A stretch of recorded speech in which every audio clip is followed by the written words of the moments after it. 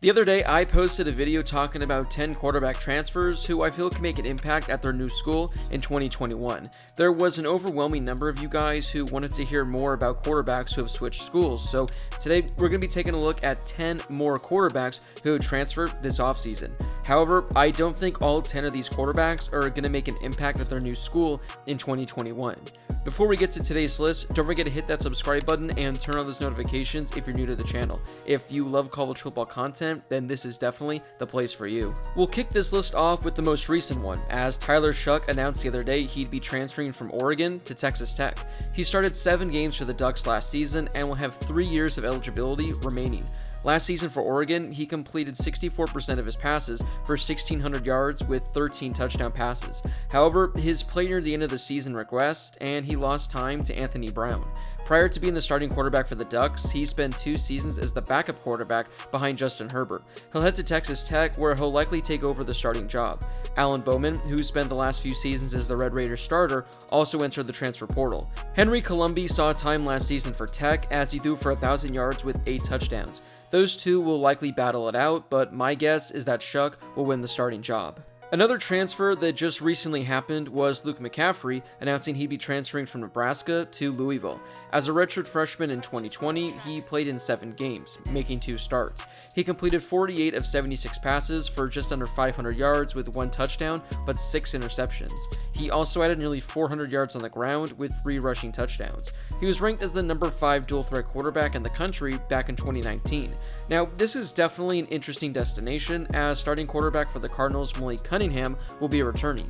I don't think McCaffrey will make a huge impact as the other quarterbacks on this list, but if there's an injury to Malik, or if they find a way to get him involved in the offense somehow, it could be a fun season for Louisville. Up next on this list is Dejuan Mathis, who will be transferring from Georgia to Temple. He actually began the 2020 season as the starting quarterback for the Bulldogs, but he was benched after he struggled to begin the season. For the year, he completed only 8 of 17 passes for 55 yards with an interception. Georgia then turned to Stetson Bennett and then turned to JT Daniels to be their starting quarterback. If Mathis wins the job, he'll be filling the shoes of Anthony Russo, who, as I talked about in the last video, will be transferring to Michigan State.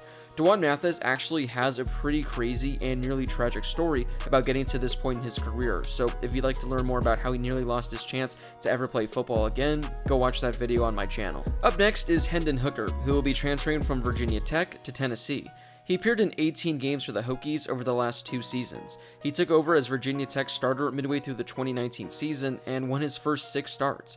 After being sidelined to start the 2020 season, he did regain the starting role, but the Hokies finished 4-5. During his time at Virginia Tech, he's thrown for nearly 3,000 yards with 22 touchdowns and 7 interceptions. He's also added over 1,000 yards on the ground with 15 rushing touchdowns. He'll head to Tennessee, where last year's quarterback Jared Garantano transferred to Washington State. Up next, we have James Blackman, the former Florida State quarterback who will be transferring to Arkansas State. He spent multiple seasons as the starting quarterback for the Seminoles, but saw limited action in 2020. Plus, Mackenzie Milton is going to be coming in as well. Blackman started 10 games for Florida State in 2019, completing 63% of his passes for 2,400 yards with 17 touchdowns. He also started 12 games as a true freshman in 2017 after DeAndre Francois suffered a season-ending injury. He'll head to the Red Wolves, who have a pretty damn good quarterback already. Over the last few seasons, Lane Hatcher has appeared in 21 games and has been one of the most underrated quarterbacks in the country. Since 2019, he's thrown for over 5,000 yards with 46 passing touchdowns and only 12 interceptions. If Blackman wants to win the starting job, he has a tough task ahead of him. Before we get to the final 5, if you could give this video a thumbs up, I would greatly appreciate it. It really helps share the video with more college football fans, and it only takes a second to do. Up next, we have Ethan Garbers, who will be transferring from Washington to UCLA.